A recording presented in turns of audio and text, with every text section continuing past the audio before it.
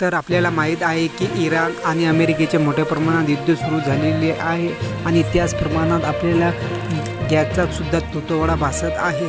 त्याच्याचप्रमाणे राज्यात गेल्या काही वर्षापासून पंतप्रधान उज्ज्वला योजना व इतर योजनेत LPG गॅस कनेक्शन मोठ्या प्रमाणात वितरित करण्यात आलेले आहे।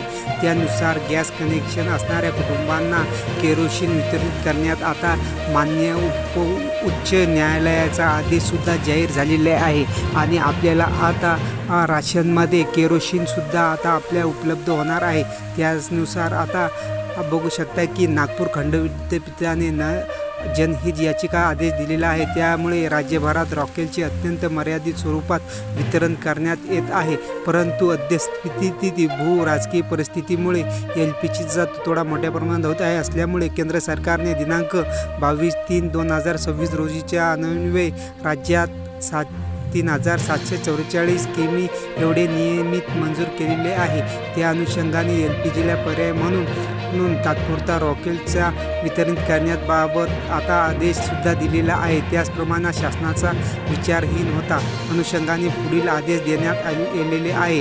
त्यामुळे महाराष्ट्रात आता किती केरोसिन मिळणार आहे आणि कोणत्या राशनधारकांना आता केरोसिन मिळणार आहे तर बघू शकता की महाराष्ट्रामध्ये 3,744 KL इतके आता राशन दुकानदारांना हे रॉकेल वाटप करण्यात येणार आहे। त्याचप्रमाणे शीतपत्रिकांना रॉकेल वितरित करण्यात केले जाईल। त्यामुळे हे केरोसिन विक्री मिळत असल्याने प्रतिसादाचा विचार करून रॉकेल उपलब्धतेनुसार श्वेतपत्रिकाधारक देखील केरोसिन मिळण्यास पात्र असतील।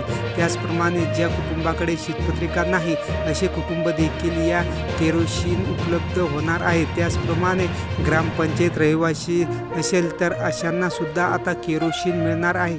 त्याचप्रमाणे स्थलांतरित मजूर देखील यांना सुद्धा आता केरोसिन मिळणार आहे, कारण त्यांना उपलब्ध केले जाणार आहे आणि आता प्रत्येकाला केरोसिन मिळणार आहे। रॉकेलचा पर्याय म्हणून आता सरकार केरोसिन उपलब्ध करून देणार आहे। तर तुम्हाला काय वाटते ते मला कमेंटमध्ये जरूर कळवा आणि ज्यांनी व्हिडिओला आणखी लाईक आणि चॅनलला सबस्क्राईब केले नसेल त्यांनी व्हिडिओला लाईक आणि चॅनलला सबस्क्राईब करून घ्या। असेच नवनवीन व्हिडिओ आम्ही तुमच्यापर्यंत घेऊन येणार आहोत। धन्यवाद।